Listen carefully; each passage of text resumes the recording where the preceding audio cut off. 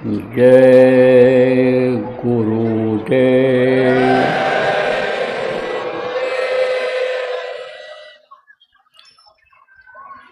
सर्वसमर्थ सर्वत्र स्मरणीय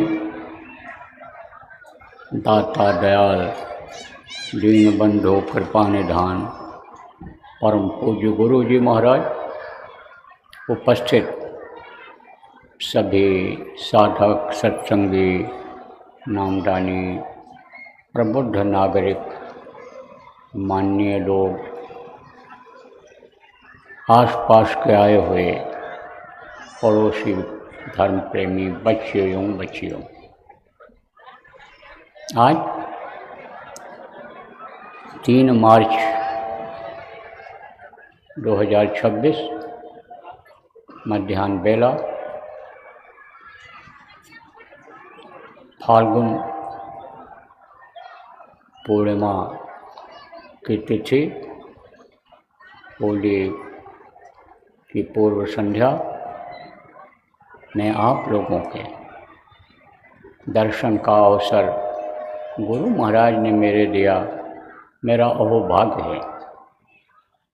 एक जगह पर इतनी जगहों से आए हुए लोगों का दर्शन इस समय हो पाना बड़ा मुश्किल है, क्योंकि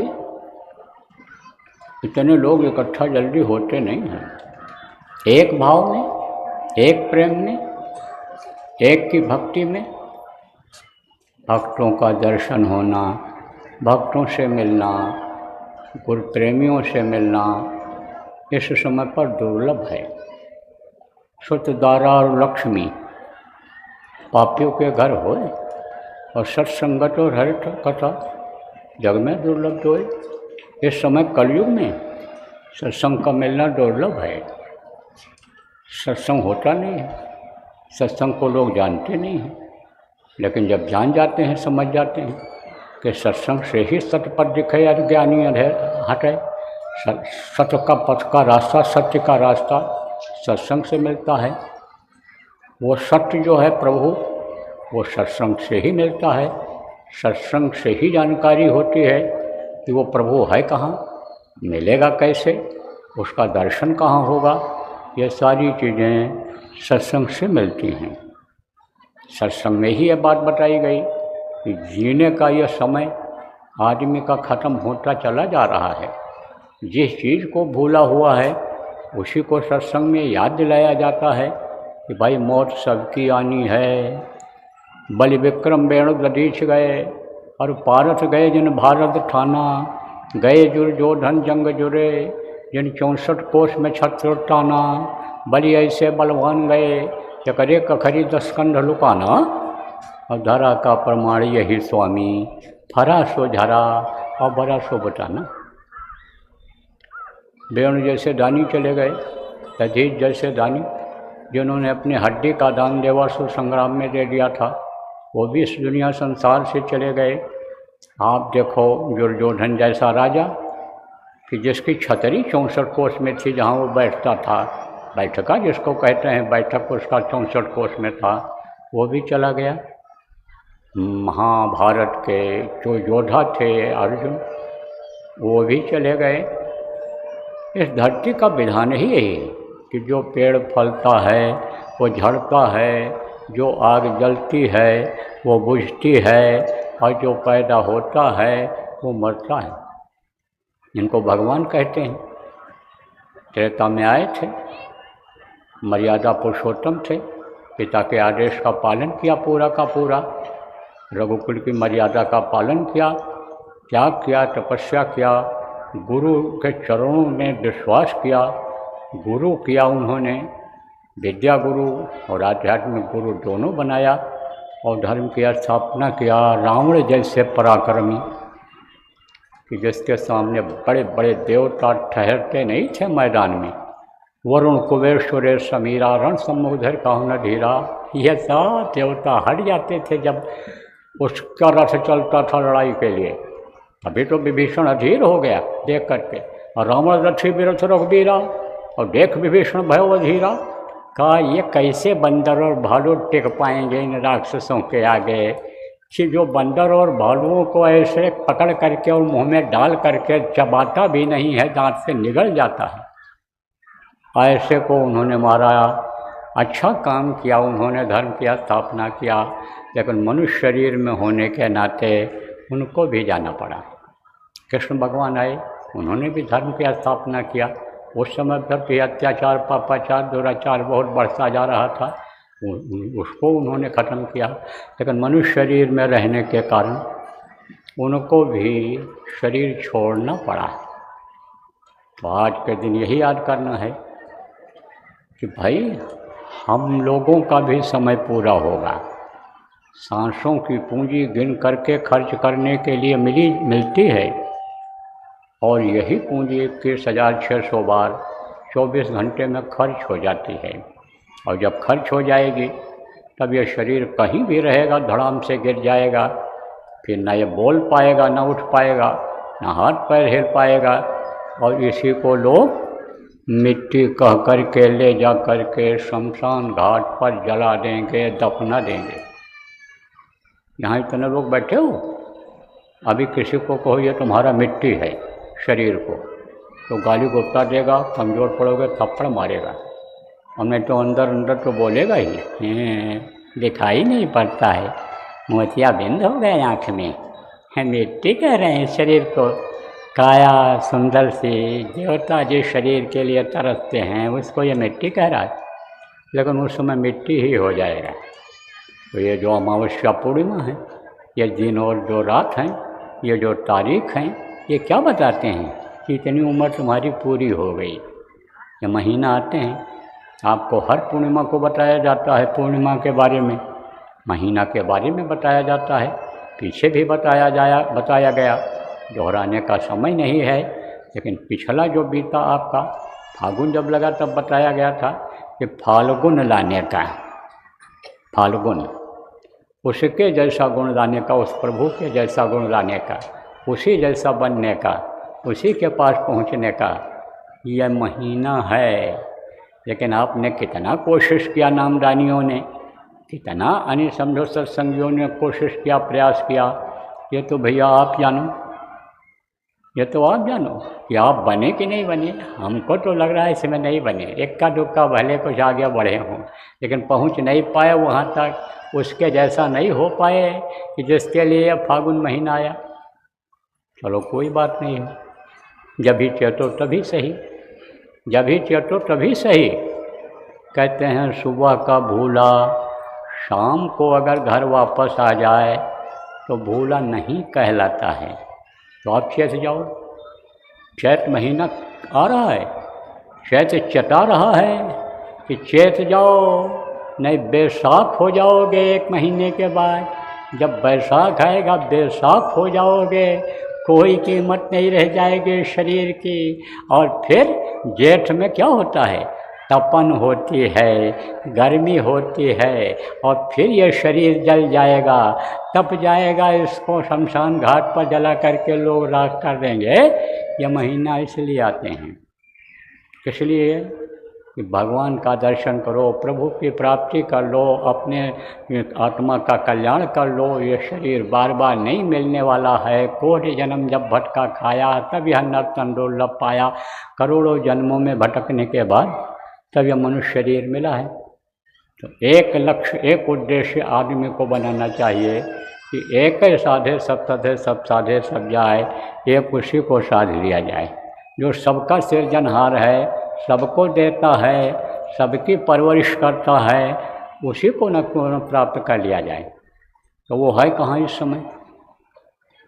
किसी भी हिंदू से पूछो कि भगवान कहाँ है, तो बताएगा, ऐसे उंगली उठाएगा ऊपर, कोई मुँह से बोलेगा, कोई उंगली उठाएगा।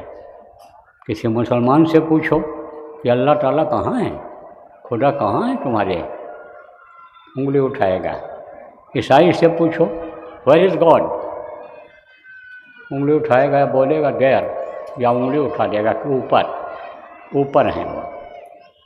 तो ऊपर तो हैं वो यहाँ जैसा आपको इन्हीं सत्संगों में बताया गया 3 दिन के कि जन्म नहीं लेता है, ऊपर है वो, लेकिन वहीं से आवाज़ लगा रहा है।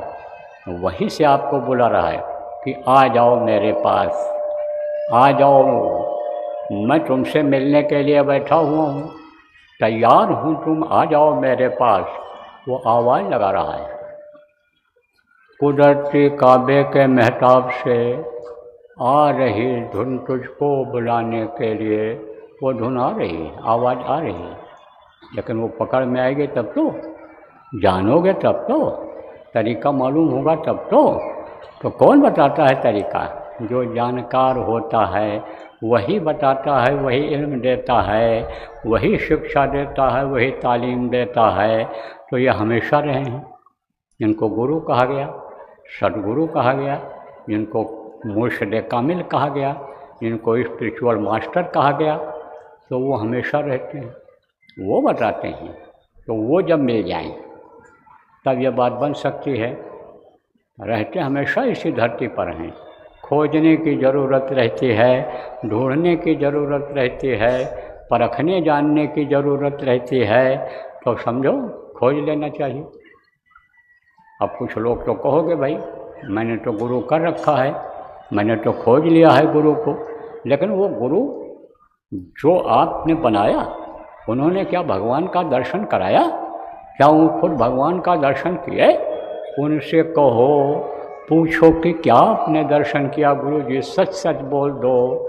और आपने जब नहीं किया तो हमको क्या कराओगे भगवान का दर्शन? आप बताओ अब आपकी कहाँ है भगवान? तो कोई मंदिर में बता देगा, कोई मुर्शिद कामिल जिसको कहते हैं कि यानी गुरु बनाते हुआ, वो कहेगा मस्जिद में मिलेंगे, कहेगा काबा मिलेंगे, कोई कहेगा काशी में मिलेंगे, कोई कहीं बताएगा, कोई कहीं बताएगा। अब भटकोगे जब नहीं मिलेंगे, फिर पूछोगे कि कहाँ मिलेंगे, नहीं मिले हमको, तब कहेगा वो मिलेंगे कहाँ? वो तो इस समय पर समझो कि निराकार हैं, वो तो समझो साकार हैं ही नहीं हैं, उनको देखा ही नहीं जा सकता है। लेकिन जिसने देखा उनको, वो कब कहेगा कि नहीं हैं? वो तो कहेगा इनके हाथ हैं, पैर हैं, आँख हैं, कान हैं, बोली है, वाणी है, इनकी जगह है रहने की, वो तो सब बताएगा। ऐसे को क्यों न खोजा जाए, ऐसे को क्यों न समझा जाए, जाना जाए? तो कहा गया जब तक गुरु मिले नहीं साँचा, तब तक गुरु करो 10 पाँचा, 10 5 गुरु कर लो, कोई बात नहीं है। सच्चा गुरु, समर्थ गुरु जब मिल जाए, जब उस प्रभु का दर्शन करा दे, तब उसको मान लो कि यह सच्चे गुरु, और रास्ता बता दे, रास्ते पर चलने लग जाओ, और वो बताओगे कि इस तरह से जाओगे तो तुमको ये चीज़ें मिलेंगी, और वो चीज़ें मिलने लग गई, आपने उन चीज़ों को देख लिया तो विश्वास हो जाएगा। जैसे उज्जैन जाना है, जैसे आपको बलरामपुर गोंडा स्टेशन पर जाना है, आप नहीं गए हो तो आप पूछोगे किसी से, आप जब वो गया होगा तो बताएगा कि भाई बलरामपुर स्टेशन तुमको जाना है तो इधर से जाओ, तुमको बाएं दाहिने हाथ की तरफ बाग बगीचे मिलेंगे, जंगल मिलेगा, पुल मिलेगा, नदी मिलेगी, फिर उस पार जाओगे रेलवे फाटक मिलेगा, उसके बाद आगे जाओगे, बढ़ते जाओगे, शुगर फैक्ट्री मिलेगी, गन्ना की मिल मिलेगी, और फिर उसके बाद बाएं हाथ की तरफ रोड यानी स्टेशन मिलेगा रेलवे। गोंडा जाना हो तो आप पूछोगे तो बताएगा, इटिया थोक बाज़ार पड़ेगा, फिर गलोला पड़ेगा यानी गलौली पड़ेगा, और फिर रेलवे क्रॉसिंग पड़ेगी, आगे जाओगे रेलवे स्टेशन बाएं हाथ की तरफ मिल जाएगा। लेकिन जो नहीं गया है उसको क्या पता है? अब आप चले और बाग बगीचा मिलने लग गया, जंगल मिलने लग गया बलरामपुर स्टेशन पर जाने के लिए, तो विश्वास हो जाएगा कि नहीं हो जाएगा? तब विश्वास हो जाता है। तो जब तक गुरु मिले नहीं साचा, दत्तात्रेय ने 24 गुरु किया था। जब उन्होंने देखा कि हमको समर्थ गुरु, सच्चे गुरु नहीं मिल रहे हैं, जो भगवान का दर्शन नहीं करा पा रहे हैं, तो खोजते ही रहे। तो जो खोजता है, जिन खोजा तिन पाइयाँ, गहरे पानी पैठ हों बोरी बूढ़न डरी, रही किनारे पैठ, कहा ना जा पर जाकर सत्य सने हो, ताहि मिलन में कर संदेह हो। जिसकी इच्छा होती है जिस चीज़ की, अच्छे काम की, कि हम अच्छा काम करें, नेक काम करें, जिसकी इच्छा होती है कि हम गुरु का नाम काम आगे बढ़ावें, उसकी वो इच्छा पूरी हो जाती है। वो पूरी करता है। तो जब मिल गए दत्तात्रेय को सम्राट गुरु, तब उन्होंने खोजना बंद कर दिया। तो मिलेगा कहाँ वो प्रभु, मुझको कहाँ ढूंढो बंदे, मैं तो तेरे पास में। वो तो सब जगह है, सब जगह है। वो स्वामी जी ने कहा ना, सिया राम मैं सब जग जानी, करहूँ प्रणाम जोर जो पानी। सब जगह वो मालिक, मालिक का ही पसारा है। कण कण में कहा गया भगवान है, जहाँ भी देखो वहाँ भगवान है। यही नानक साहब महात्मा थे, संत थे, पूरे संत थे, कबीर साहब के शिष्य थे, और कम उम्र में ही उन्होंने चढ़ाई कर दी थी, तरक्की हो गई थी। उनको इल्म जब मिल गया, उनको जब तरीका मालूम हो गया भगवान से मिलने का, तो उन्होंने दर्शन कर लिया था। गुरु की दया से उन्होंने दर्शन कर लिया था। तब वो उसको अकाल पुरुष कहने लगे कि ये काल के देश में नहीं आते हैं, ये अकाल पुरुष हैं। ये उनको अकाल पुरुष कहते थे, यानी उस सतपुरुष को, जय गुरुदेव धाम के मालिक को वो अकाल पुरुष कहते थे। तो गए हुए थे उधर, तो कहाँ लेट गए हुए वहाँ काबा में। तो उधर आप समझो पैर किए हुए लेटे हुए थे। तो एक वो आया, कहा काफिर कहीं का, एक मुसलमान भाई आए, बोले काफिर कहीं का, तो काबा की तरफ पैर करके लेटा हुआ है। तो कहा तो हमारा पैर घुमा दो। तो पैर जब घुमाया तो काबा उधर ही दिखाई पड़ने लग गया। फिर दूसरी तरफ घुमाया तो उधर ही दिखाई पड़ने लगा। फिर तीसरी तरफ घुमाया तो उधर ही दिखाई पड़ने लग गया। तो सब जगह है, तो कैसे दिखाई पड़ेगा, मिलेगा कैसे? गुरु घर में घर दिखलावें, धुन शब्द 5 बतलावें। जो ध्वन्यात्मक 5 नाम है, उससे जब पुकारोगे उसको, जब उसको याद करोगे, वो रास्ता देंगे आपको आगे जाने का। तब गुरु तब जो है प्रभु इसी मानव मंदिर में दिखाई पड़ेंगे। खुदा का दीदार इसी जिस्मानी मस्जिद में होगा। फकीर ने देखा तभी तो कहा, अल्लाह अल्लाह का मज़ा मुर्शिद के महखाने में है। दोनों आलम की हकीकत एक पैमाने में है। ना खुदा मंदिर में देखा, ना खुदा मस्जिद में है। और शेख जिरेंद्र से पूछो दिल की आशाएं, इसी में मिलता है। वो इसी में आज तक मिला तो मिला, मिलेगा तो इसी में मिलेगा। लेकिन इल्म जब मालूम होगा, तरीका जब मालूम होगा, तो बहुत से लोगों को आपको तरीका मालूम भी हो गया। और हमारे गुरु महाराज जैसे समर्थ गुरु मिले। तो अब अगर नहीं कर पाए आप, तो आपका जीवन ये बेकार चला जाए। बस रात गंवाई सोकर और दिन गंवाया खाए, और ये हीरा जन्म अनमोल मिला, कौड़ी बदले जाए, ये कौड़ी बदले चला जाएगा, कुछ नहीं हाथ आएगा। ये सारी चीज़ें यहीं छूट जाएंगी। यानी क्या लेकर तू आया जग में, क्या लेकर तू जाएगा, सोच समझ ले रे मनमूर्ख, आखिर में पछताएगा। कुछ लेकर आए हो माँ के पेट में से? कुछ नहीं लेकर आए। कोई अटैची बैग लेकर आया? नहीं आया। चाहे राजा का लड़का हो, चाहे महाराजा का हो, सेठ साहूकार का हो, चाहे अमीर पति रंगपति का हो, आप ये समझो सब नंगे पैदा होते हैं, सब नंगे पैदा होते हैं। कोई कपड़ा पहन करके नहीं आता है। और शमशान घाट बेचते समय भी सारा कपड़ा, सारा गहना, सारा जंजीर, सारा अंगूठी जो भी पहने हुए रहता है, आदमी औरत पहने हुए रहती है, उसका उतार लेते हैं, ऐसे नंगे भेज देते हैं एकदम से। तो यहाँ की चीज़ें सब यहीं छोड़ जाएंगी, यहाँ की कोई भी चीज़ नहीं जाएगी। ये तो आपका भ्रम और भूल है कि यह हमारा है, यह हमारा है, यह हमारा है, यह अपना है, यह अपना है, अपना है। सच पूछो तो अपना कुछ यहाँ है ही नहीं। अपना जो कुछ भी है वो कहाँ है? ऊपर में है। अपना मालिक है, अपना प्रभु है, अपना देश है, अपना घर है, अपनी संपत्ति है, अपनी वहाँ का सुंदरता है, अपनी ज़मीन जायदाद जागीर जो भी वहाँ पर है वो अपना है। कुछ दिन के लिए जैसे मुसाफिर खाने में आप बैठते हो फिर आगे बढ़ जाते हो, ऐसे मुसाफिर खाने में समझ लो कि हम बैठे हुए हैं। प्लेटफार्म पर हम लोग बैठे हुए हैं, धर्मशाला में हम ठहरे हुए हैं, हम सराय में ठहरे हुए हैं, समझ लो हम किराए के मकान में ठहरे हुए हैं।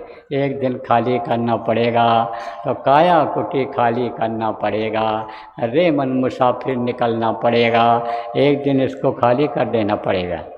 कुछ साथ नहीं जाए, लेकिन कुछ लाए हो, लेकर तो नहीं जा पाओगे, क्योंकि बहुत पतला सुराख है जिससे ये शरीर को चलाने वाली शक्ति जीवात्मा उतारी गई है, और जिस रास्ते से उतारी गई है उसी रास्ते से जब बाहर निकाल दी जाएगी तो उस रास्ते से आप इन बाहर के आँखों से देखने वाली चीज़ों को नहीं ले जा सकते हो।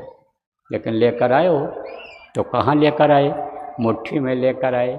ऐसे बच्चा पैदा होता है मुट्ठी बांध कर मुट्ठी पैदा होता है और हाथ पसार करके सब छोड़ करके जाता है। तो मुट्ठी में क्या लाए हो? अर्थ धर्म काम और मोक्ष, 4 पदार्थ का चलता के मनुष्य शरीर पाने का अर्थ समझो। अर्थ धर्म क्या है? जीवों पर दया करो, हर जीव में प्रभु का अंश है, किसी भी जीव को मत सताओ। ये पेड़ पौधे भी हैं, इन पर दया करो, इनको हरा भरा रहने दो। इनको भी काटते हो तो ये यानी आवाज़ करते हैं, समझ लो चिल्लाते हैं। बकरा काटते हो, मुर्गा भैंसा गाय बैल काटते हो तो वो चिल्लाते हैं और रोते हैं।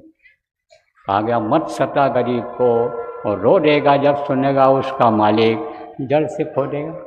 कहते हैं ना कि जो अनाथ होता है, जिसका कोई नहीं होता है, उसका वो भगवान होता है, उसका वो खुदा होता है, वो गाड होता है। तो उससे कोई चीज़ छिपी हुई नहीं है। और अगर ये सोच रहे हो हम एकांत में गलती कर रहे हैं, मार रहे हैं, काट रहे हैं, हिंसा हत्या कर रहे हैं, तो यह भ्रम और भूल है। उसके पास सारा लिखा पढ़ी होता है, और शरीर छूटने के बाद वो सजा देता है, भेज देता है दोजख में, नर्क जिसको कहते हैं, डाल देता है। पड़े रहो हजारों वर्ष तक, लाखों वर्ष तक पड़े रहो उसी में, सड़ाते गलाते तपाते, बहुत तकलीफ देते हैं। तो प्रेमियों, जीवों पर दया करो और अपनी इस आत्मा पर भी दया करो। इसको बचाओ नरकों में जाने से, इसको बचाओ फिर कीड़ा मकोड़ा के शरीर में जाने से, इसको बचाओ 9 महीने माँ के पेट के जेल खाने में बंद करने से। मरते समय तकलीफ़ होती है और पैदा होते समय तकलीफ़ होती है, उस तकलीफ़ से आप बचाओ इसको। यही है धर्म, यही है असीला काम। ये काम आपके काम आएगा। बाकी जितना भी काम आप इस समय दुनिया का कर रहे हो, ये कोई भी काम आपके काम आने वाला नहीं है।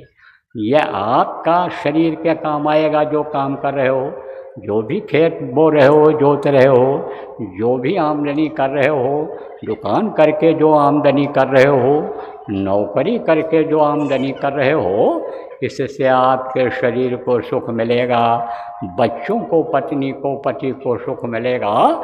लेकिन उनसे अब इस वक्त पर ख़राब समय में, कलयुग में, ये उम्मीद करो कि यही बच्चे जिनके लिए हम बेईमानी कर रहे, चोरी कर रहे, ठगी कर रहे हैं, मार कर लूट कर काट करके ला रहे हैं, ये हमारे बुढ़ापे में 2 रोटी का सहारा बन जाएंगे, सेवा करेंगे, इसकी कोई गारंटी अब नहीं है। क्योंकि देख रहे हो माहौल कैसा होता चला जा रहा है। तो ये सब काम जो आप कर रहे हो, आपका असीला काम नहीं है। आपका असीला काम यही है कि जहाँ का जीव तहाँ पहुँचावा, इसको वहाँ पहुँचाओ, इसको मुक्ति और मोक्ष दिला दो। मुक्ति मोक्ष किसको कहते हैं? शमशान घाट पर कहीं कहीं लिखा रहता है मुक्ति धाम मोक्ष धाम। मुर्दा कोई ले जाता है, 2 दिन लग जाए जलाने में तो वापस लाता है? नहीं लाता है, जला करके ही आता है। कितना भी देर लग जाए लेकिन जला करके ही आता है। तो वो उसको मुक्ति धाम कहते हैं। ऐसे ये जीवात्मा जहाँ पहुँच जाए फिर वापस ना आवे। तो जब ये अपने देश, अपने घर, अपने प्रभु, अपने पिता पति परमेश्वर के पास पहुंच जाएगी, तब ये वापस नहीं आएगी। तो वहाँ भेजने का काम करो आप। अब ये होगा कैसे? ये है युक्ति, जैसे मैंने आपको बताया कि ये कौन बताता है, गुरु बताते हैं समर्थ संत जिनको कहा गया वक्त के गुरु बताते हैं, जो हमेशा बताते आए हैं। कबीर साहब ने बताया, नानक साहब ने बताया, आपके समझो अर्जुन साहब ने बताया, हाँ हरदयाल साहब ने बताया, गुरु दयाल साहब, जितने ये हुए हैं आपके शिवदयाल जी महाराज हुए हैं, गरीब साहब हुए हैं, आपके विष्णुदयाल जी महाराज हुए हैं, गोरेलाल जी महाराज हुए हैं, हमारे गुरु महाराज हुए हैं, इन लोगों ने बताया है।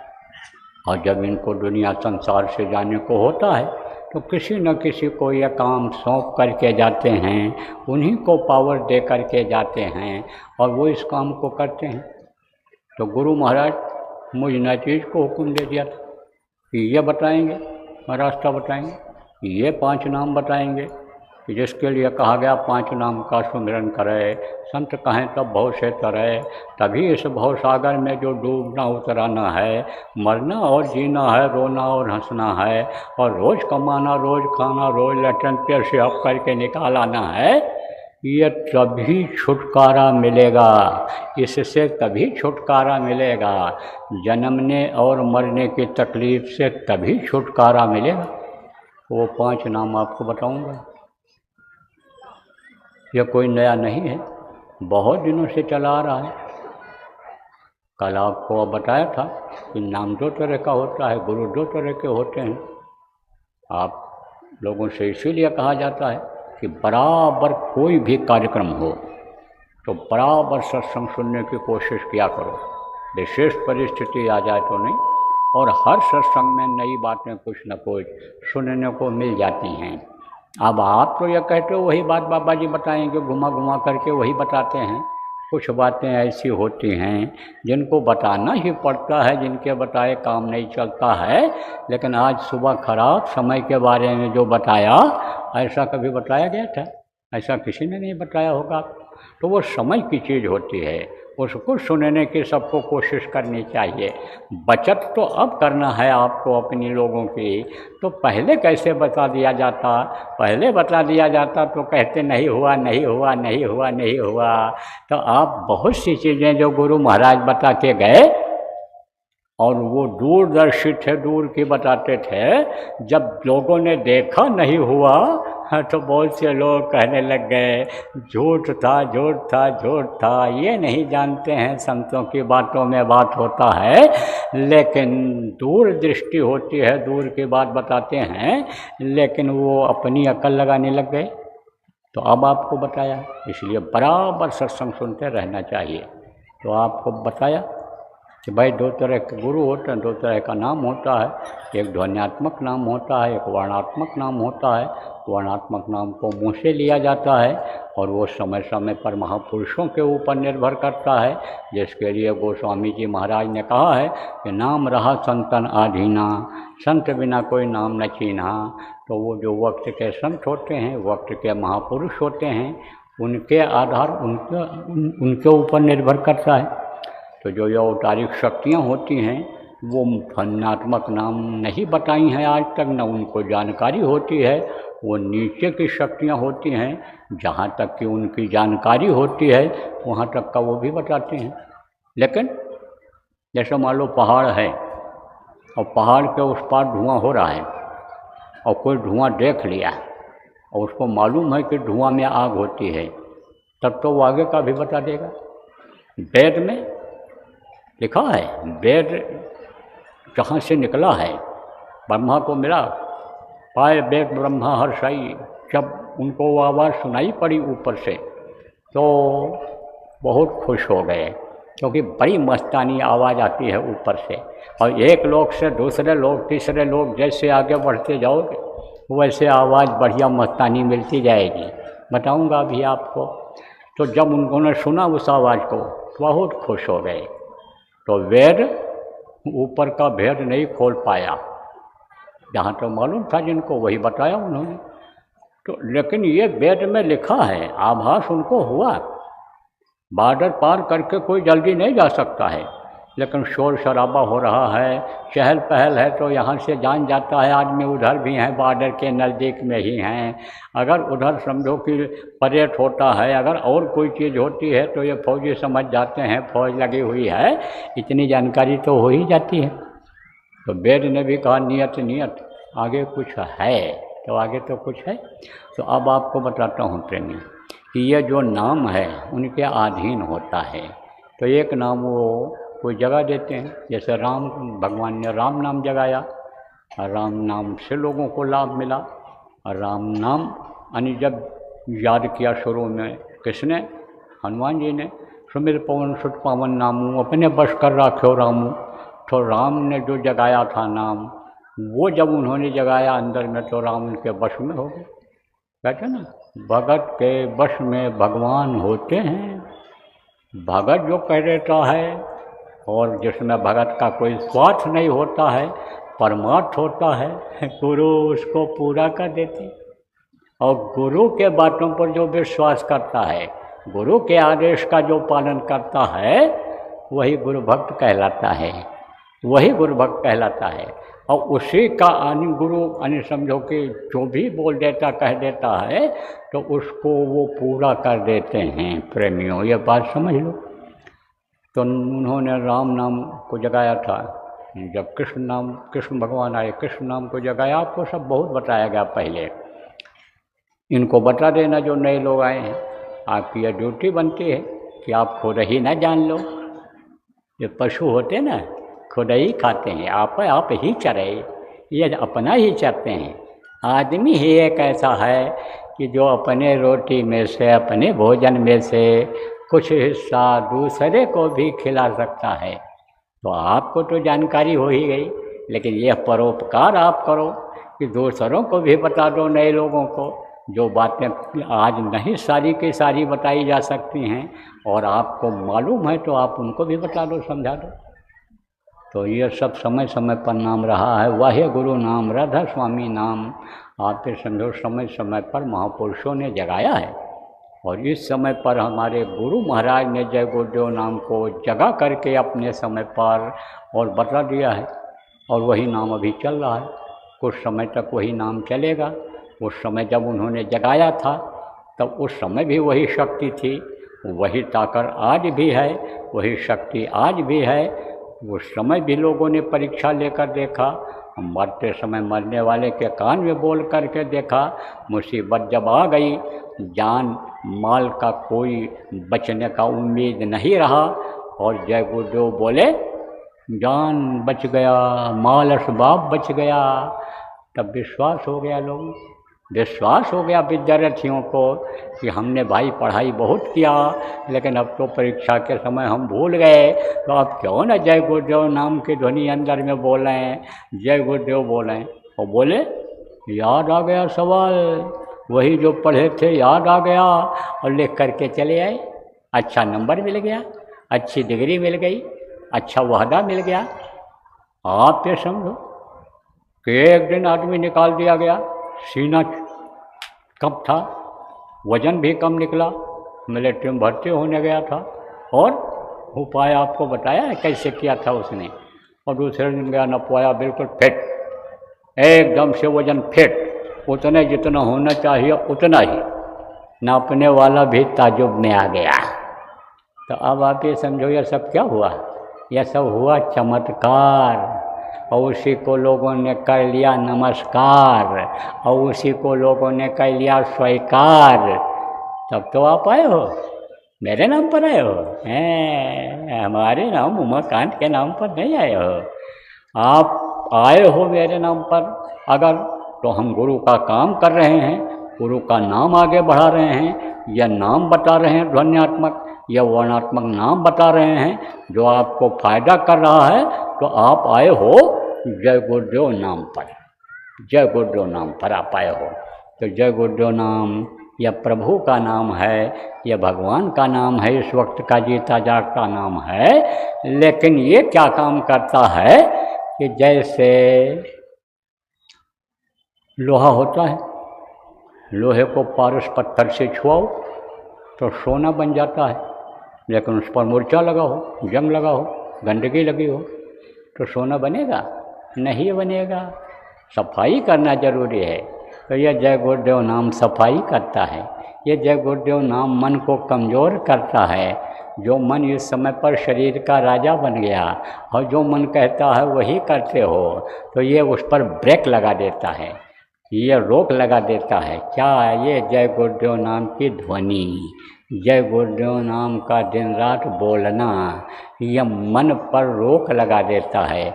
इसीलिए ध्वनि बोलने के लिए घरों में कहा जाता है, घर के लोग अगर बोलने लग जाएं 2 घंटा सुबह और शाम, एक जगह इकट्ठा होकर परिवार के लोग बोलने लग जाएं, तो बहुत सी तकलीफ़ें ख़त्म हो जाएंगी। किसी से कुछ कहने देखने सुनने की ज़रूरत नहीं पड़ेगी, दवा का खर्चा बच जाएगा, डॉक्टर का घर का विजिट ख़त्म हो जाएगा, बुलाना बंद हो जाएगा, अस्पताल में भर्ती होना बंद हो जाएगा। डॉक्टर क्या करते हैं? इलाज करते हैं, मर्ज का इलाज कर देते हैं और मर्ज ठीक हो जाता है। लेकिन जो बुरे कर्म जान और अनजान में बन गए, वह दवा से नहीं ठीक होते हैं, उनको काटना पड़ता है। तो ये जो नाम ध्वनि है उन कर्मों को काटेगा।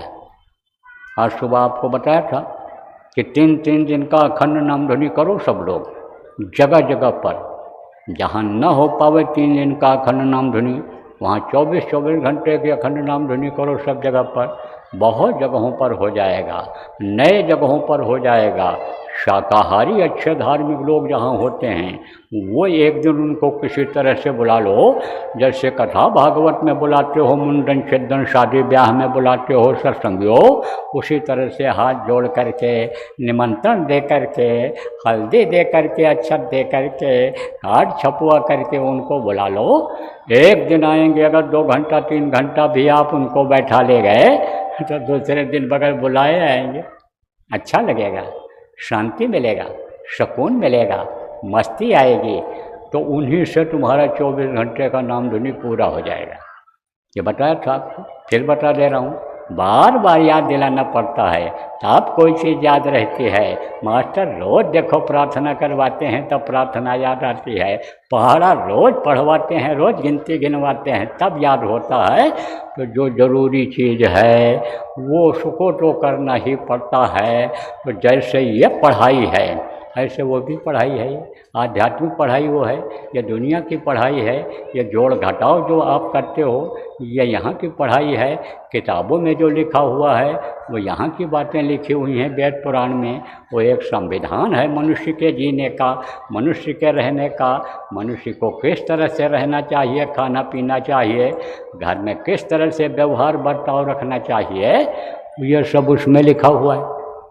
लेकिन कोई ये कहे कि हम रामायण की चौपाई पढ़कर पार हो जाएंगे, हम गीता पुराण पढ़कर पार हो जाएंगे, हम आत्मा का कल्याण कर ले जाएंगे, तो ये तो हमारे समझ से बाहर की चीज़ है। इसको मैं नहीं मान सकता हूँ। और जितने भी संत हुए हैं कोई नहीं माना है।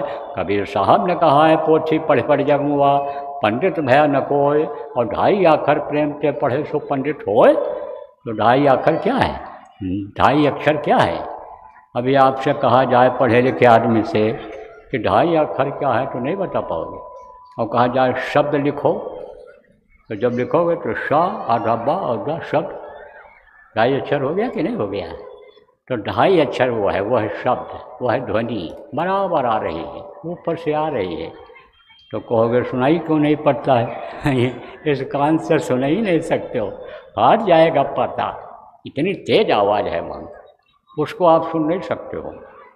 वो किससे सुनाई पड़ता है? अंदर वाले कान से।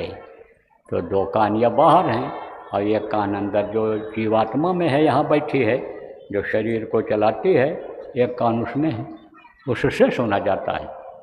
देखो कल आपको कहा था कि शरीर की रचना के बारे में शाम को बता दूंगा, आज के लिए कहा था, तो समय तो निकला जा रहा है, लेकिन बहुत संक्षेप में आपको बता देता हूँ, नए लोग जो आए हो। ये शरीर कैसे बनता है, कहाँ बनता है? यह बनता है माँ के पेट में। कैसे बनता है? यह सूर्य और चंद्रमा है, सूरज गर्म है और चंद्रमा ठंडा है, तो सूर्य और चंद्रमा में घर्षण होता है। यह कुदरती चीज़ है। जब आदमी की रचना करने को हुआ तो घर्षण शुरू में हुआ था, तो घर्षण होता है, ऐसे रगड़ाव। तो जब रगड़ाव होता है तब जैसे रगड़ने से आग निकलती है, गर्मी निकलती है, ऐसे ही जब पुरुष और स्त्री संपर्क करते हैं, घर्षण होता है, तो समझो कि उसमें से जो निकलता है घर्षण से, जैसे आग निकलता है उसमें से जो तत्व निकलते हैं, जिनको वीर्य कहते हैं, जिनको रज कहते हैं, उससे ये माँ के पेट में 9 महीने में तैयार होता है। और 6 तरह की शक्तियाँ हैं, जन्मस्थ परिणामी वृद्ध और क्षीण। इन शक्तियों के बारे में भी बताया गया है आपको कि किस शक्ति का क्या काम है। और ये जल यानी पानी, पृथ्वी, ये धरती, आसमान, आग यानी 5 तत्वों से बना है। जल, पृथ्वी, अग्नि, वायु और आकाश, 5 तत्व से ये बना है। 5 तत्व यानी ये जो है छित जल पावक गगन समीरा, पंचरचित हम शरीरा, 5 तत्वों से ये शरीर बना है। माँ के पेट में बना है, 9 महीने में बना है। इसको कोई बना नहीं सकता है। इसमें बहुत ताना बाना अंदर में है। 72,000 तो इसमें नाड़ियाँ हैं, लाखों की संख्या में नसें हैं। और इसमें आप ये समझो कि यानी इसमें यानी कमल हैं, गुदा चक्र जहाँ है वहाँ कमल हैं, गुदा चक्र यानी समझो जहाँ से लैट्रिन पास होती है, मल निकलता है, गंदगी निकलती है। और आपका इंद्रिय चक्र, यहाँ से पेशाब निकलता है। और यह नाभि चक्र, हृदय चक्र और यहाँ कंठ चक्र, ये सब चक्र हैं। ये सब चलते रहते हैं। और जब चलते रहते हैं तो यह शरीर चलता रहता है। और जब यह रुक जाते हैं तो शरीर शून्य हो जाता है। 2 स्थिति में शून्य होता है।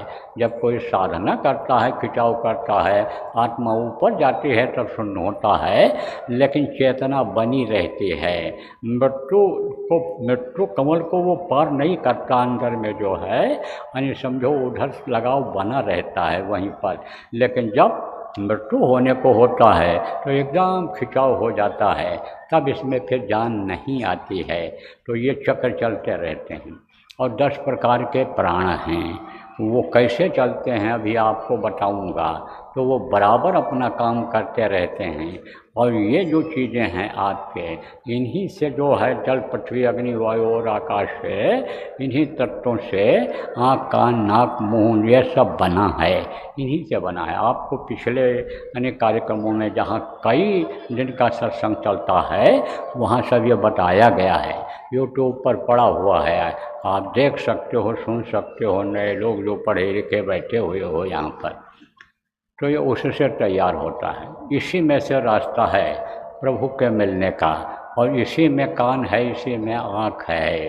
तीसरी आँख जिसको कहा गया, थर्ड आई, आत्मचक्षु नेत्र जिसको कहा गया, वो कहाँ है? वो जीवात्मा में है। उससे ऊपरी लोगों की चीज़ें दिखाई पड़ती हैं। और अंदर में जो कान है उससे अनहद वेदवाणी, आकाशवाणी, गिरा गैबी आवाज़ जिसको कहते हैं वो सुनाई पड़ता है। और वो आवाज़ जब सुनाई पड़ जाती है तो मृतक जियावन गिरा सुहाई, और श्रवण रंद होए उल जब आई, हृष्ट पुष्ट तन भय सुहाए, मानव अभिभवन त्याय। नैमिषारण्य ज़्यादा दूर नहीं है, यहाँ पर तपस्या करते थे। कौन? मनु और शत्रुपा, ये तपस्या करते थे। तो अब आपके समझो शरीर बिल्कुल सूख गया था, एकदम से कुछ नहीं रहा उनके शरीर में। लेकिन चूंकि उस समय पर हड्डी में प्राण होता था, सतयुग में प्राण हड्डी में, जब तक हड्डी रहती थी तब तक जीता था आदमी। त्रेता में लहू में, खून में, द्वापर में त्वचा में, खाल में, और कलयुग में अन्य प्राण है। कलयुग है, अन्य में प्राण है कलयुग में। उस समय उम्र आदमी के 1,00,000 वर्ष की होती थी। त्रेता में 10,000 वर्ष, द्वापर में 1000 वर्ष, कलयुग में 100 वर्ष। और 100 वर्ष भी पूरा हो पाना मुश्किल हो रहा है इस समय। अब आपको सब बता रहा हूँ। तो अब आप ये समझो कि वो बिल्कुल दुबले हो गए थे, बस जी रहे थे किसी तरह। लेकिन दया हो गई, कहा ना, से रगड़ करे जो कोई अनल प्रगट चंदन के हो, ये रगड़ते रहो रगड़ते रहो। वो उम्मीद नहीं ख़त्म किया। आप जो साधना करते हो उम्मीद ख़त्म कर देते हो। उम्मीद नहीं ख़त्म करना चाहिए, लगे रहना चाहिए। लगे रहो, धीरे धीरे ही लगे रहो। धीरे धीरे रे मना, धीरे ही सब होए। और माली सींचे यानी पेड़ को, बाग को, और ऋतु आए फल होए। अब इधर फल लगेगा, बोर लगने लगा आम में तो ऋतु आएगा। और अगर सूख गया होता पेड़, आप सिंचाई गुड़ाई न करते तो फल लगता। तो सिंचाई करते रहो, गुड़ाई करते रहो, लगे रहो तो फल मिल जाएगा।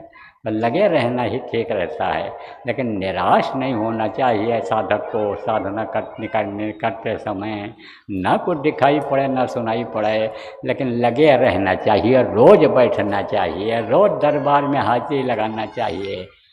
तो लगे रहे, और जब आवाज़ आई ऊपर से सुनाई पड़ा, श्रवण रंध्र हुए और जब आए, वो श्रवण रंध्र माने छेद, और श्रवण माने जिससे सुना जाता है। वो जब आवाज़ अंदर में सुनाई पड़ी तब मटक जीवन गिरा तो आई, और श्रवण रंध्र हुए जब वो आई तो हृष्ट पुष्ट तन भय सुहाए, मानव अभिभवनते आए। मालूम पड़ा कि इतने भी पैदा हुए हैं, बिल्कुल नए बच्चे की तरह से खाल हो गई, मांस हो गया, चेहरा चमकने लग गया। तो शब्द में बड़ी ताकत है, शब्द में शांति है, सुकून है, शब्द में रस है, शब्द ही मुख्य चीज़ है। और शब्द से ही ये सारा संसार बना है। शब्द का जब खिंचाव हो जाता है तब दुनिया संसार में कुछ नहीं बचता है। और शब्द को पकड़ करके आदमी देवलोक में चला जाता, विष्णु लोक, ब्रह्मा लोक, शिवलोक में चला जाता है ऊपर, इनके महाद्या महाशक्ति के लोक में चला जाता, इनके पिता ईश्वर के लोक ब्रह्मलोक, पार ब्रह्मलोक में से होता हुआ आप समझो महाकाल के गुफा को पार करता हुआ सतपुरुष के पास पहुंच जाता है और वहाँ समा जाता है। तो वो मैं अभी आपको बताऊंगा। 5 नाम या 5 नाम, 5 रूप, 5 स्थान, 5 की आवाज़, यह मैं अभी आपको बताऊंगा। जो नए लोग आए हो आप इसको याद कर लेना, पुराने लोग दोहरा लेना, लेकिन याद नहीं हो पाएगा। ये पूरी विधि जो मैं बताऊंगा ये पूरा याद नहीं हो पाएगा, तो पुराने लोग आपको समझा देंगे। जब आपके अंदर ये इच्छा होगी, लगन होगी कि 100 मरीजों की एक दवाई कर ली जाए, तब आप उसमें लग जाओ। देखो प्रेमियों, आयुर्वेद में एक दवाई होती है कि किसी को बुखार आ गया, दवाई दे दिया तो बुखार उतर जाता है, लेकिन बुखार की कमजोरी नहीं जाती है। वो किससे जाती है? दूसरी दवा से जाती है। लेकिन आयुर्वेदिक में ही एक रसायन होता है, रसायन दवा अगर पी लो, खा लो, तो कमजोरी भी जाती है और मरी भी जाता है। ऐसे होम्योपैथिक में भी होता है, कॉम्बिनेशन, बायोकेमिक में कॉम्बिनेशन होता है और अंग्रेजी दवाओं में मिक्सचर होता है। ऐसे ही समझो रसायन है, यह नाम रसायन है, तभी तो कहा ना, नाम रसायन पीजिए यही औषधि है दांव, फिर पीछे पछताएगा जब चला चली हो जाओ। तो नाम रसायन है ये, तो वो मैं आपको बताऊंगा।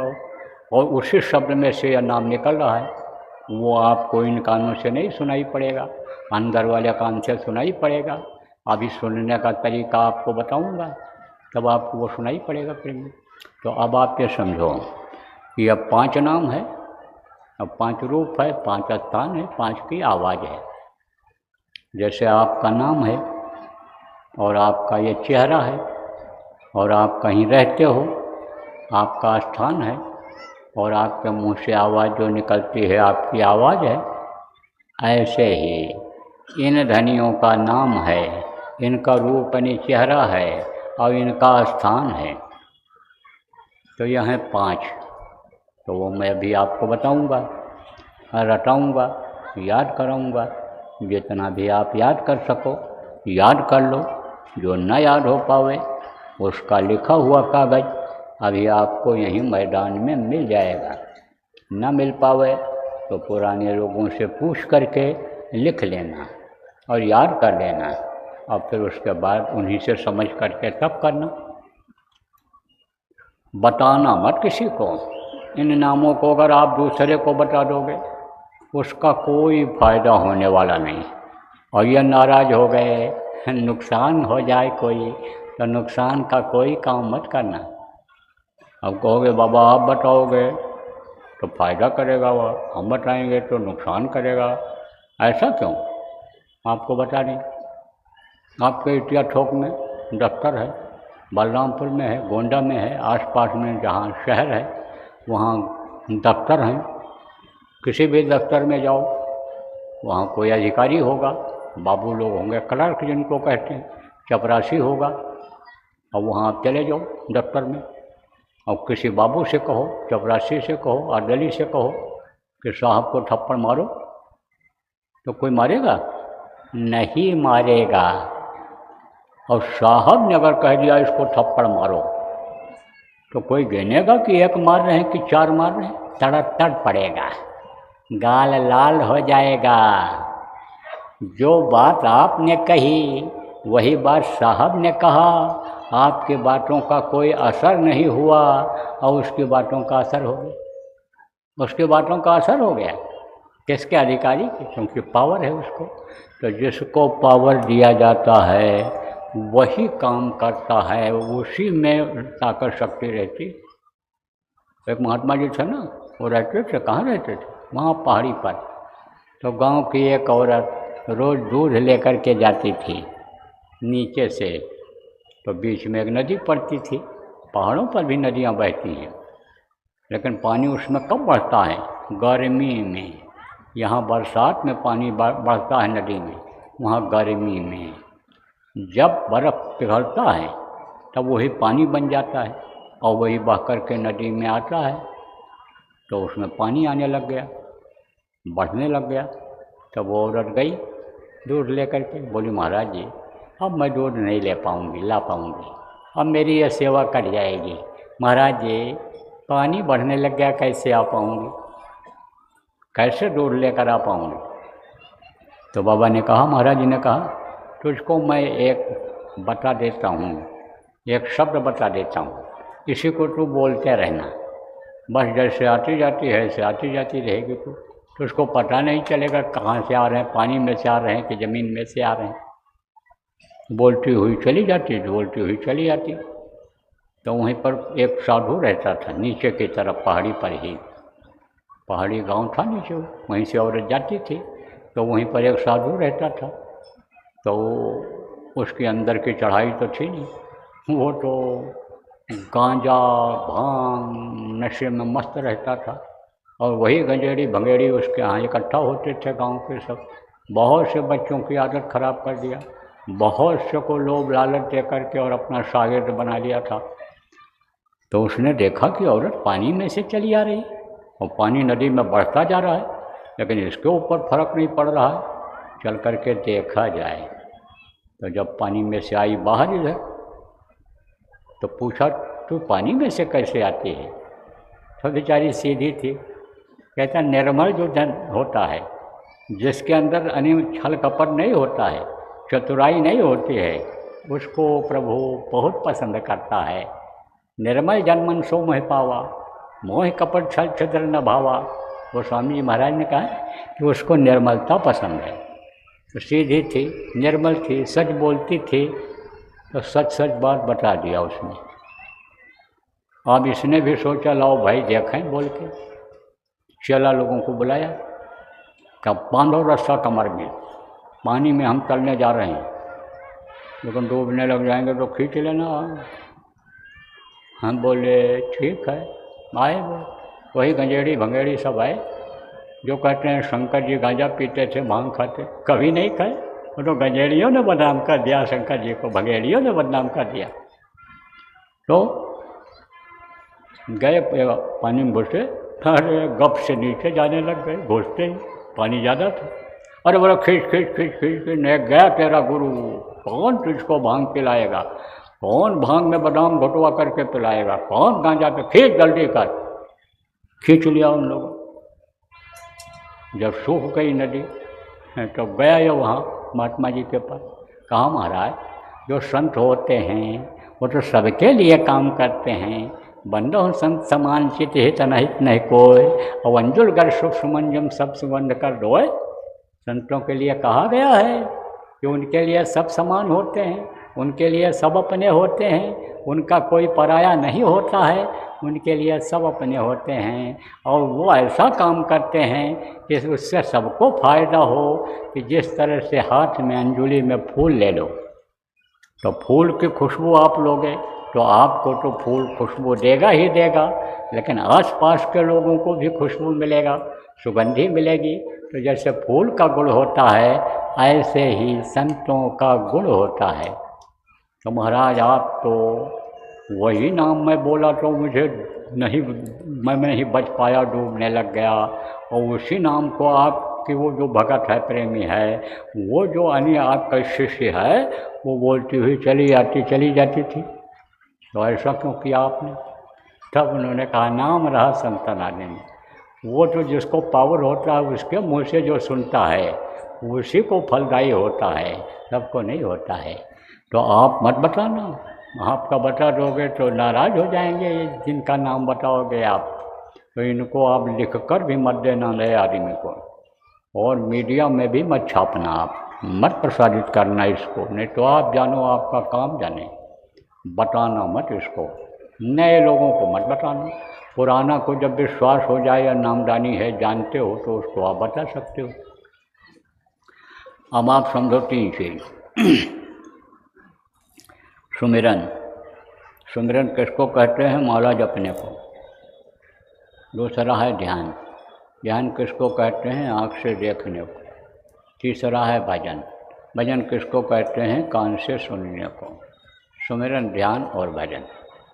तो अभी आपको ध्यान लगाना बताऊंगा, और ध्यान लगाओगे और ऊपरी लोगों का आनंद मिलेगा आपको, ऊपर का नज़ारा देखोगे, खुश हो जाओगे, और खुश होकर के दूसरों को बताने लगोगे, और जैसे बताओगे बंद हो जाएगा।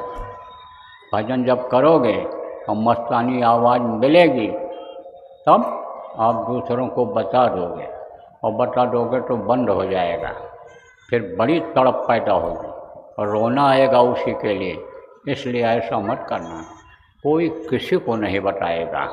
जो कुछ भी दिखाई सुनाई पड़ेगा कोई किसी को भी नहीं बताएगा। उसमें अगर आपको कोई दिक्कत आएगी तो आप बताना, तो हम बता देंगे। एक एक को तो नहीं बता सकते, लेकिन समस्याएं अक्सर जो आती हैं उसमें, उसको मैं सत्संगों में ही बता दिया करता हूँ। उन्हीं वचनों को आप याद कर लेना, उससे भी आप अगर का शंका का समाधान ना हो पावे, उसको अगर आप भूल गए हो तो फिर हम बता देंगे सत्संग में ही। सत्संग में सत्संग सुनते रहोगे, आते जाते रहोगे, तो सारी बातों की जानकारी आपको हो जाएगी। तो कुछ भी दिखाई पड़े, कुछ भी सुनाई पड़े तो बताना मत किसी को।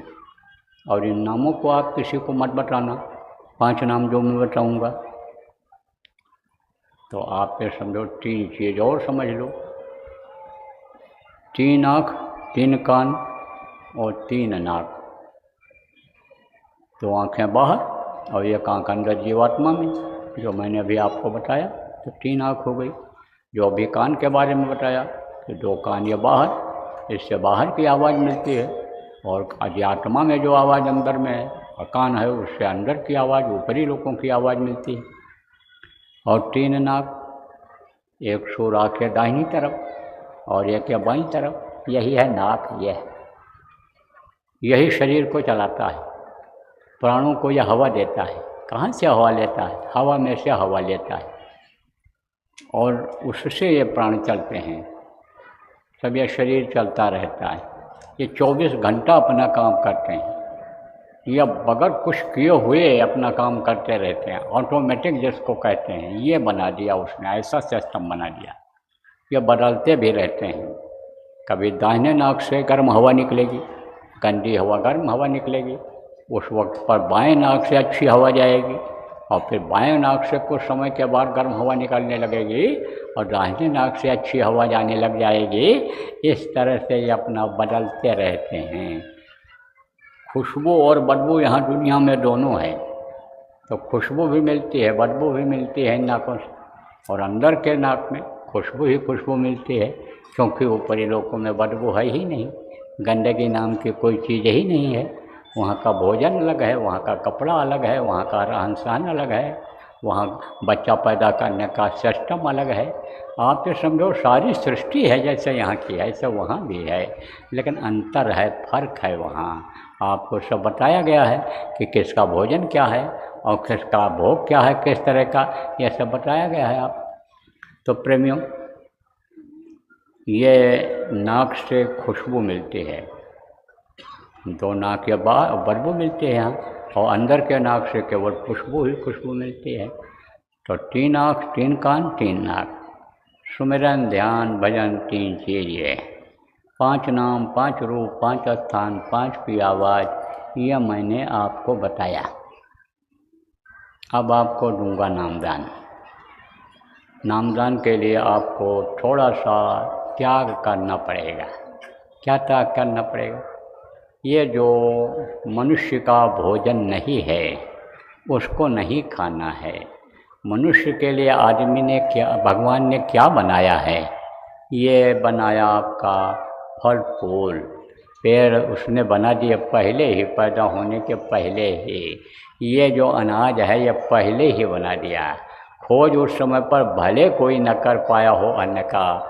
देखो बहुत सी चीज़ें ऐसी हैं कि कहीं ऐसे आप उग जाती हैं, पहाड़ों पर उग जाती हैं, जम जाती हैं, और जब उसको खोज कर लेता है आदमी कि ये तो दवाई के काम आती है, तो वही संजीवनी बन जाती है, वही अमृत बन जाता है। ऐसे उसने सब बना करके पहले ही तैयार कर दिया था।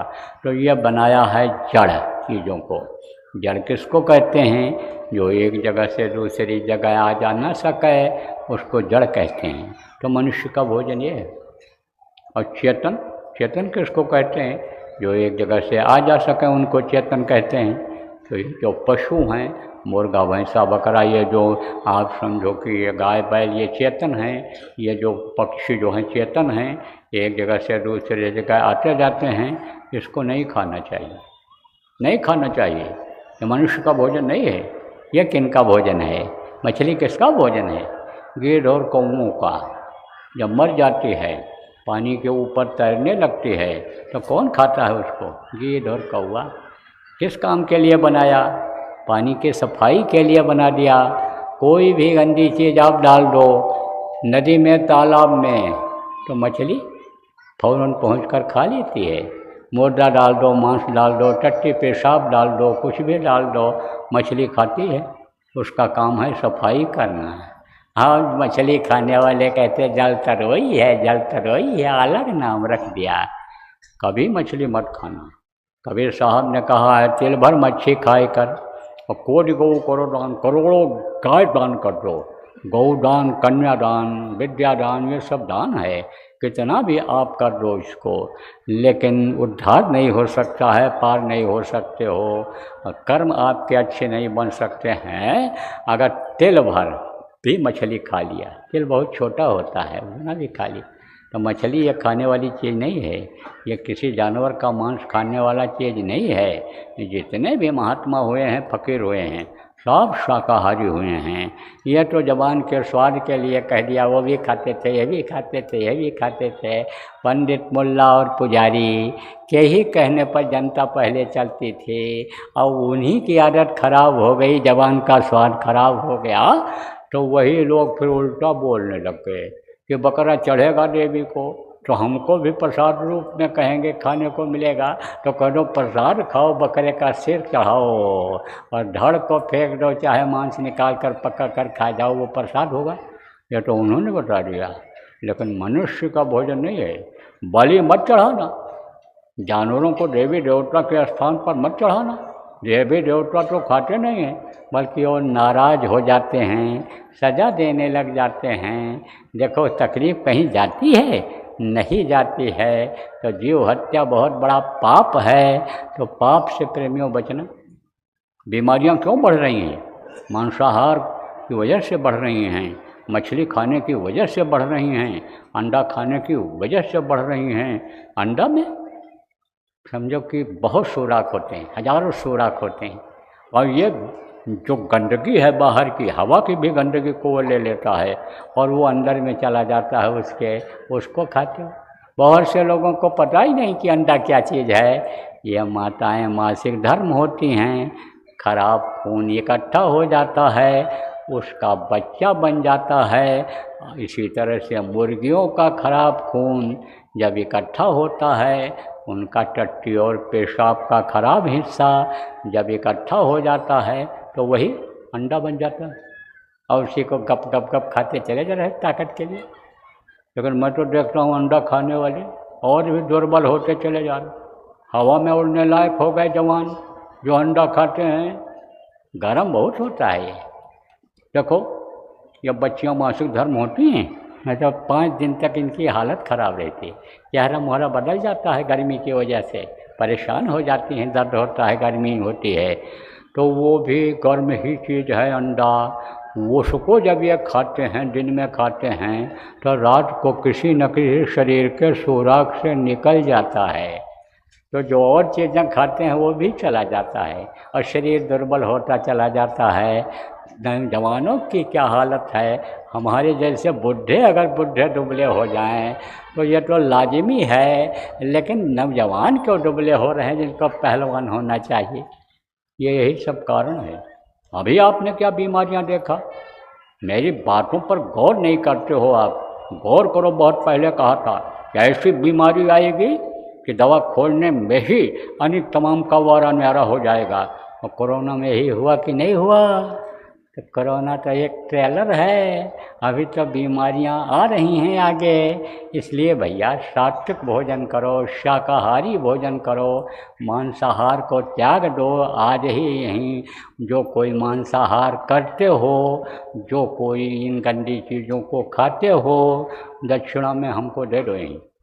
रुपया पैसा धन दौलत जमीन जायदाद नहीं मांग रहा हूँ आप, लेकिन यही दे जाओ। चलो सोचो कि भाई कुछ देना चाहिए, साधु हमारे यहाँ आए हैं तो हमको कुछ देना चाहिए, तो समझ लो यही दे जा रहे हैं। छोड़ जाओ यहीं, और ऐसे नशे की चीज़ें मत पीना खाना कि जिससे होश में न रह जाओ। तमाम नौजवानों का चरित्र गिरता चला जा रहा है, आलस्य आता चला जा रहा है, काम छोड़ छोड़ दे रहे हैं, मन नहीं कह रहा उनका कुछ करने का। कैसे ये देश चलेगा? अरे देश के कर्णधारों को जो शराब को बढ़ावा दे रहे हैं, हुकूमत वालों को सोचना चाहिए कि यह अगर विदेश की कोई नीति हो, दुश्मन की नीति हो, कि यहाँ के नौजवान सब बेकार कर दिए जाएं, न तो वो कुछ करने लायक रह जाएं, न लड़ाई में लड़ने लायक रह जाएं, फौज में भर्ती होने लायक न रह जाएं, तब तो ऐसे आप हारे पड़े हो, विदेशों से दुश्मनों से ऐसे हारे पड़े हुए हो। और जितना समझो पैसा खर्चा करते हैं ये किस पर? दुर्घटनाओं में। ज़्यादातर दुर्घटनाएं आजकल होती हैं नशे में ही होती हैं, मार काट होता है नशे में ही होता है, बाप बेटे को मार दे रहा, बेटा बाप को मार दे रहा, पत्नी पति को मार दे रहा है। बताओ, जिस देश की देवियाँ, ये औरतों को क्या कहा जाता था? देवी कहा जाता था। भारत देश के औरतों को देवी कहा जाता था। देवी यहीं पर हुई, सती यहीं पर हुई, सावित्री यहीं पर हुई, अनुसुईया यहीं पर हुई, सीता यहीं पर हुई, पार्वती यहीं पर हुई, देवी थी। तो जिनको देवी कहा गया वो शराब पिए भारत की। ये देवियाँ, ये बच्चियाँ शराब पिए हैं तो ये देश धार्मिक देश रह पाएगा? यह धार्मिक गुरु बन पाएगा? यह विश्व गुरु बन पाएगा? यह आध्यात्मिक गुरु बन पाएगा? आज इस चीज़ को त्यौहार के दिन विचार करने की ज़रूरत है सब लोगों को, चाहे कोई अधिकारी कर्मचारी हों, चाहे यह राजनेता हों, सबको विचार करने की ज़रूरत है। और सब लोगों को मिल कर के, जैसे सब लोग मिल कर के यानी समझो कि राज्य को चलाते, देश को चलाते हैं, ऐसे सब लोग मिल कर के इकट्ठा हो कर के और ऐसा कुछ सोचना चाहिए और निर्णय लेना चाहिए कि नशाखोरी बंद हो जाए, शराब बंद हो जाए।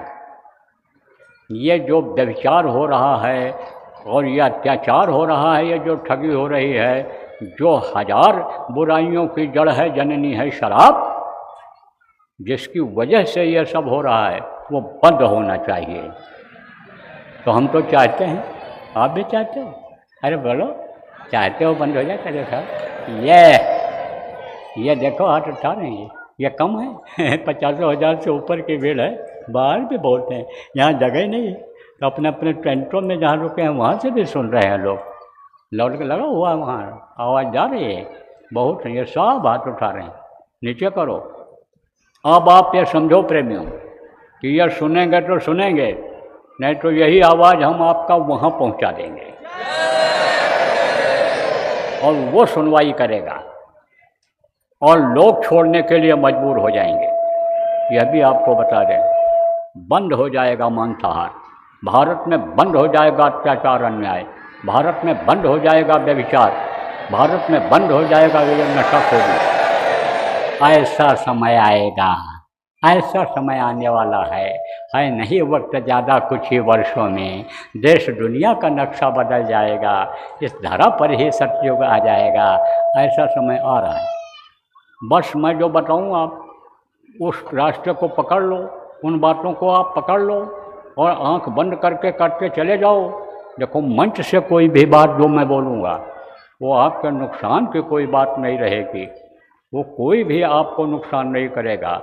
इसलिए कोई भी स्वार्थ की बात ना अपने सत्संगी सहयोगियों के स्वार्थ की बात मैं मंच से बोलता हूँ। ऐसे तो मानव स्वभाव वाले लोग मिलते हैं, मानव स्वभाव में उनसे मैं बात कर लेता हूँ, लेकिन मंच से जो मैं बात बोलता हूँ सबके हित की बोलता हूँ, किसी का नुकसान नहीं चाहता हूँ। अगर मेरी बात पर आप लोग विश्वास कर लोगे तो यह सब करके दिखा के फिर दुनिया से जाऊँगा। तो समय निकला जा रहा है, नामदान ले लो आप, बैठो, मारो पलथी मारो। देखो, फिर याद दिला दें, मांस मत खाना, मछली मत खाना, अंडा मत खाना, शराब मत पीना।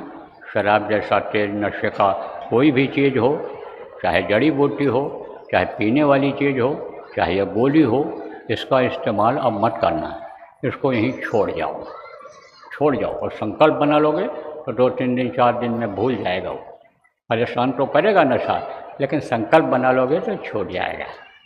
और देखो, ना आपको घर छोड़ना है, ना ज़मीन जायदाद छोड़ना है, ना बाल बच्चों को छोड़ना है, घर में ही यह करना रहेगा। यह ज़रूर है कि 24 घंटा उसी में फंसे रहते हो। 24 घंटा में से कम 3 घंटा समय आपको रोज़ निकालना है इस काम के लिए। घर बनाना है तो आप बना लो, नया घर बना लो। ज़मीन लेनी है आप ज़मीन ले लो, झगड़े की मत लेना। आप समझ लो कि कहीं खरीदना है घर, नया घर खरीद लेना, देख लेना वहाँ के लोग बीमार तो नहीं रहते हैं, आजार मजार या ऐसी कोई चीज़ तो नहीं है कि जहाँ आत्माएँ रहती हों, लोगों को परेशान करती हों। ऐसी जगह पर आप ले लेना। और भी आप मुंडन करा लो, छेदन करा लो, हमसे अब नहीं, घर में किसी बुजुर्ग से बच्चे का मुंडन करवा लो, नाम रखवा लो, गाड़ी की चाबी छुआते हो और कह दूँ गाड़ी में चलो काफिले के लिए एक दिन, नहीं जाते हो। जब एक्सीडेंट हो जाता है, लड़का मार देता है कहीं ठोकर, जेल में बंद हो जाता है, तब फरियाद करते हो बंद हो गया। गाड़ी टूट गई तब कहते हो कि जान तो बच गई, गुरु की दया से गाड़ी टूट गई। तो हमको क्यों छूना है छाना है? आप छो जो चाहो गाड़ी के लिए, हम गाड़ी का चाबी अभी नहीं छूते हैं, नहीं तो जूता चप्पल भी छुआने लग जाओगे ऐसे। बुढ़े आदमी हम, कहाँ तक आपका क्या कर पाएंगे? जो चीज़ बताते हैं उसको करते नहीं, उसको मानते नहीं हो और फोटो दिखाते हो। कहता हूँ लड़की को ध्यान भजन कराओ, लड़के को ध्यान भजन कराओ, सत्संग सुनवाओ, नाम धुनी बोलवाओ, बोलवाते हो तो फोटो क्यों दिखाते हो? इसलिए कि झगड़ा होगा तब कहेंगे महाराज जी आपके कहने से किया था, जब तलाक हो जाएगा तब कहोगे तलाक दे रही है, बहू परेशान कर रही है, दामाद छोड़ करके लड़की को चला गया, ऐसा बोलते हो। तो देखो भैया, अपना अपना ये सब करो। जब बात नहीं माननी है तब आप समझो कि यह न रहे बाबा को नज़दीक से मैं नहीं देख पाया। आपकी इतनी मीटिंगें हुई हैं, आज आपने जिला की मीटिंग किया, लेकिन ये बताया कि गाड़ी में बाबा के ऊपर कुछ मत फेंको। ये कुछ भी फेंक देते हैं, कुछ भी औरतें फेंक देती हैं। अब ये तो जानती नहीं है कि शंकर जी के जललिंग पर चढ़ा करके मंदिरों में दूर से फेंक के जैसे चले आते थे, वैसे ही ये हैं बाबा। अरे बाबा भी भैया आपके हण मांस के शरीर की तरह से हैं। आपको अगर कोई चीज़ मारा जाए ऐसा तो चोट लगेगी कि नहीं लगेगी? तो हमको भी लगती है। और बुढ़ापे में हमारे हाथ पैर कमज़ोर हैं, हड्डी टूट जाए, आँख फूट जाए तो आप अपनी आँख दोगे हमको कि हम लगवा लें? हैं, बस खाली स्वार्थ में हो। इसलिए यह सब आप जो समझदार लोग हो, जिम्मेदार लोग हो, इनको बताओ। ये बेचारे समझ नहीं पाते हैं।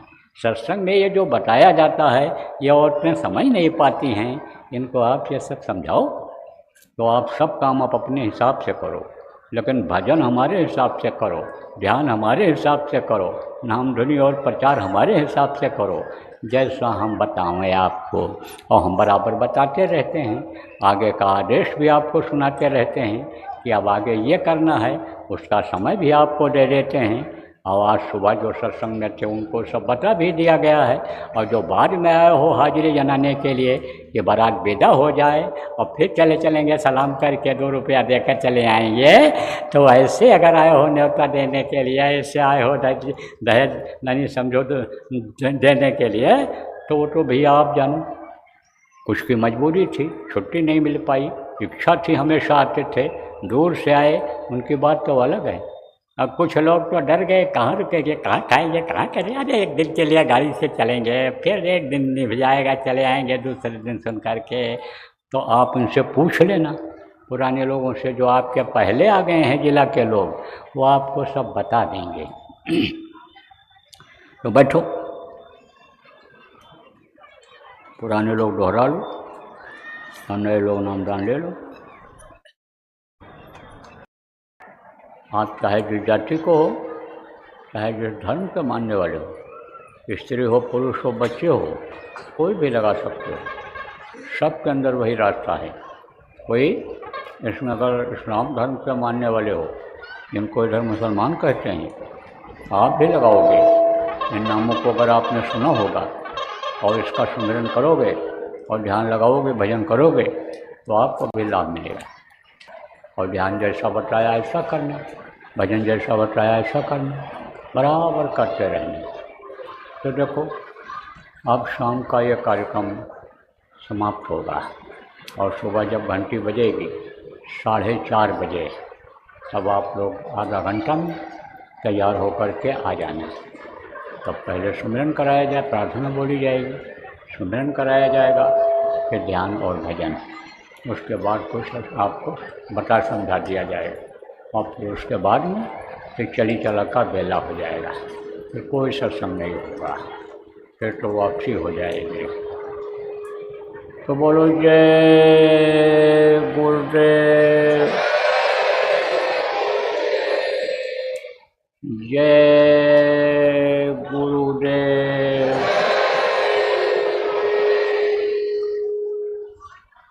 विनय करूं मैं रो कर जोरे, सतगुरु द्वार तुम्हारे।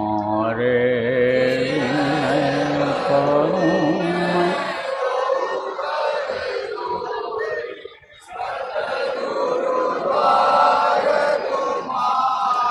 मैं बिन वृत दीपयारती साजू, जो आँखें मझधारे। बिन वृत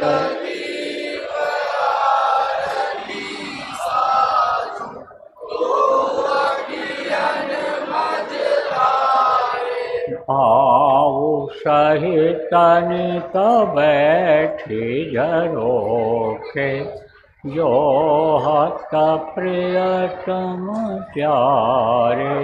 भाव सहित नित बैठी झरोखे, जो हत प्रियतम प्यारे। पगध्वनि सुनो श्रवण ही अपने, मन के काज विसारे।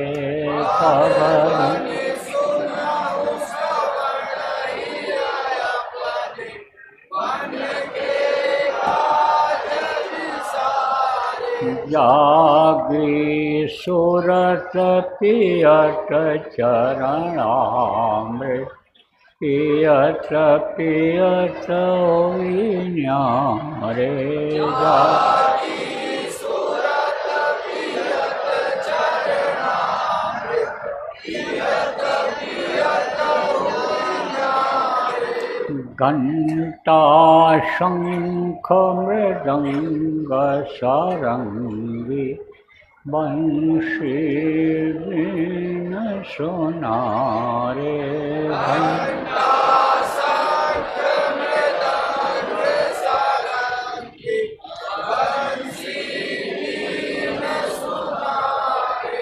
जय गुरुदेव आरती करते गावत जय जयकार जय गुरुदेव आरती करते गावत जय जयकार विनय करूं मैं दो कर जोरे सतगुरु द्वार तुम्हारे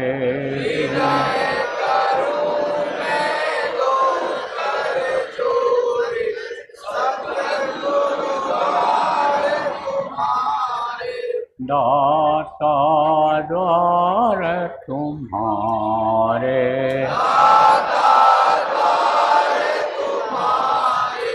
मालिक द्वार तुम्हारे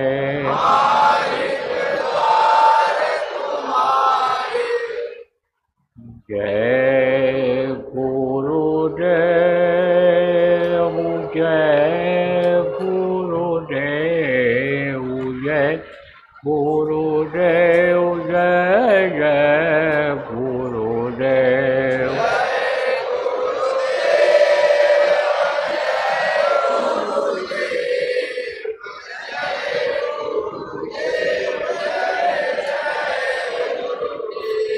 जय गुरुदेव जय गुरुदेव जय गुरुदेव जय जय गुरुदेव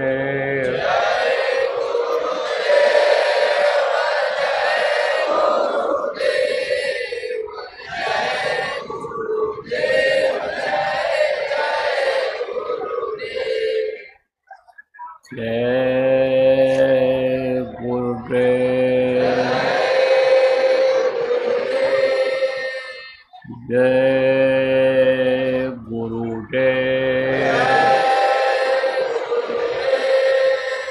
जय गुरुदेव